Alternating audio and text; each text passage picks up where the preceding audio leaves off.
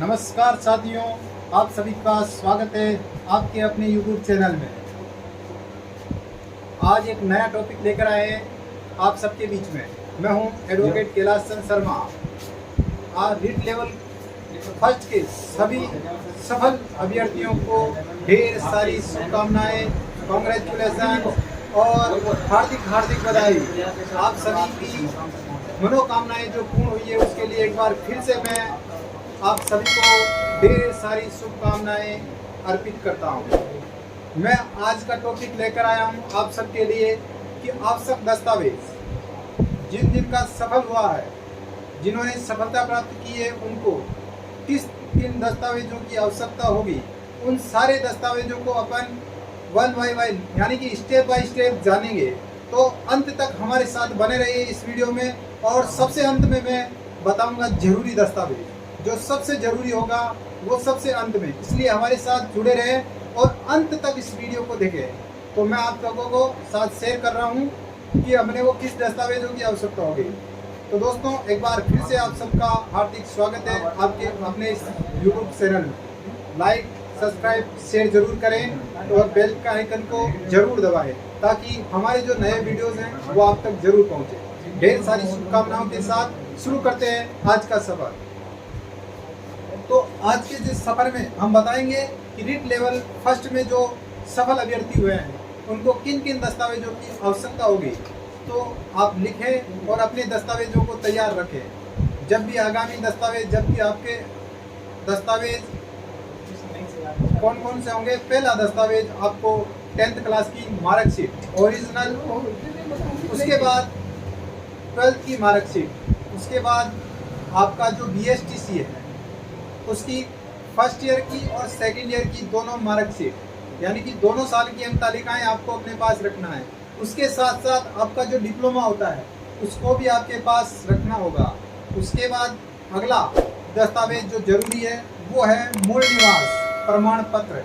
अगर आपके पास मूल निवास प्रमाण पत्र नहीं है तो आप मूल निवास प्रमाण पत्र जल्दी बनवा लें। और मैं अंत में ये भी बताऊंगा कि ये डॉक्यूमेंट, जो दस्तावेज आपके पास तैयार नहीं है, जैसे मूल निवास, जाति प्रमाण पत्र इत्यादि, ये आपके पास तैयार नहीं है तो इनको कहाँ से तैयार करवाना, उसका भी प्रोसेस हम अगले नए वीडियो में आप सबके साथ शेयर करूंगा। तो हम बात कर रहे थे कि मूल निवास आप प्रमाण पत्र, उसके बाद जाति प्रमाण पत्र। जाति प्रमाण पत्र के अलावा आपको आय प्रमाण पत्र, ये दस्तावेज आपको अपने पास रखने हैं। इसके अलावा अपने रीट पात्रता प्रमाण पत्र, रीट पात्रता प्रमाण पत्र है उसका भी, और उसके अलावा आपका जो स्काउट प्रमाण पत्र है वो, आधार कार्ड और घोषणा या शपथ पत्र जो है वो। उसके बाद अपन की बात करते हैं चरित्र प्रमाण पत्र की।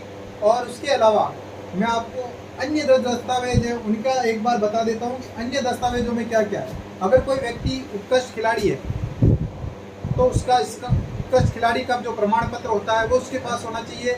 अगर कोई व्यक्ति स्काउट गाइड से है तो उसके पास उसका प्रमाण पत्र होना चाहिए। अगर कोई अन्य कोटे से है, जैसे विधवा है, तो उसके पास उसके पति का मृत्यु प्रमाण पत्र वो होना चाहिए। या किसी का डिवोर्स हो रखा है, यानी कि तलाक हो रखा है, तो उसका डिवोर्स का जो तलाकनामा होता है उसका परित्याग है तो उसके वो प्रमाण पत्र होना चाहिए।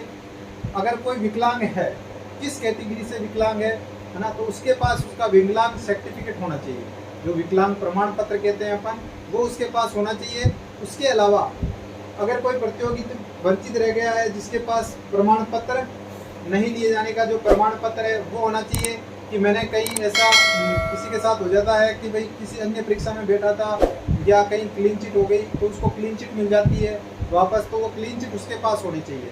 और उसके अलावा उसको जब से ज़रूरी है, अगर कोई अभ्यर्थी ऐसा है जिसका विवाह हो रखा है तो उसको विवाह प्रमाण पत्र की आवश्यकता होगी।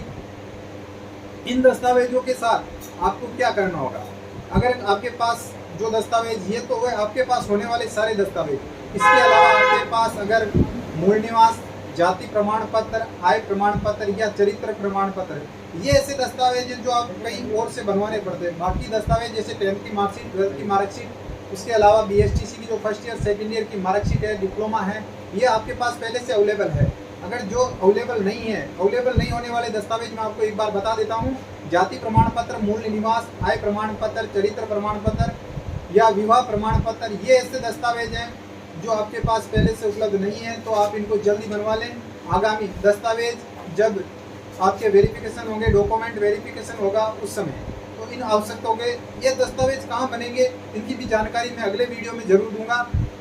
और हमारे साथ अंत तक बने रहे। हाँ, अपन लगातार बात करते रहते हैं और मैं आपको सामान्य ये जो जानकारी है वो अपनी सामान्य भाषा में देता हूँ। फिर भी अगर आपको किसी अन्य दस्तावेज या कोई शंका हो या कोई आपको चाहिए कि मैं डिटेल में जानकारी चाहिए, तो आप मेरे जो स्लाइड में नंबर चल रहे होते हैं उन पे आप कॉल करके मेरे से बात कर सकते हैं, कमेंट कर सकते हैं। मैं आपको सारी कमेंट में जानकारी देने की पूरी कोशिश करूंगा। मेरी पूरी टेक्निकल टीम मेरे साथ है और आप सबके साथ है।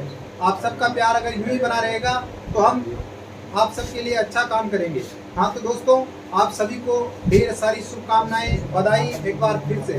तो मैं आपको बता दूं कि अपन के पास जो ये दस्तावेज है, इन दस्तावेजों को जब अधीनस्थ बोर्ड द्वारा दस्तावेज जांच का कार्य किया जाएगा, उस समय इन दस्तावेजों की आवश्यकता होगी। अब सबसे इम्पोर्टेंट बात मैं आप लोगों को वीडियो के अंत में बताना चाहूँगा कि ये जो दस्तावेज हैं, अपन ने जो 11 तरह के दस्तावेज देखे हैं, इनके 11 में जो अन्य दस्तावेज हैं, जिस कैटेगरी में जो व्यक्ति बिलोंग करता है उस कैटेगरी का उसके पास प्रमाण पत्र होना अनिवार्य है। अगर प्रमाण पत्र नहीं होगा, उसके अभाव में हम बाहर भी हो सकते हैं। तो अगर आपके पास अब भी समय है, अगर कोई प्रमाण पत्र आपको नहीं बन पाए हैं तो वो आप बनवा सकते हैं। तो नहीं बन पाए, वो बनवाने के लिए आपको मैं नेक्स्ट वीडियो देख ले।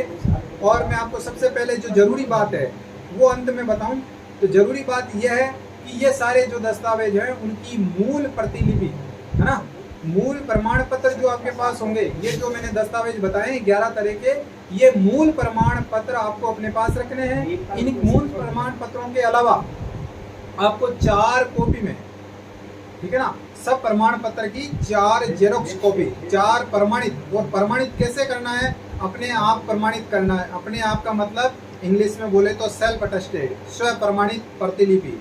तो इन प्रतिलिपियों को फोटोकॉपी जेरोक्स करा करके 4 कॉपी में, मतलब 4 जगह आपको फोटोकॉपी करवानी और चारों पर अपने हस्ताक्षर करने हैं, जैसे हस्ताक्षर आपने दस्तावेजों में किए हैं वैसे।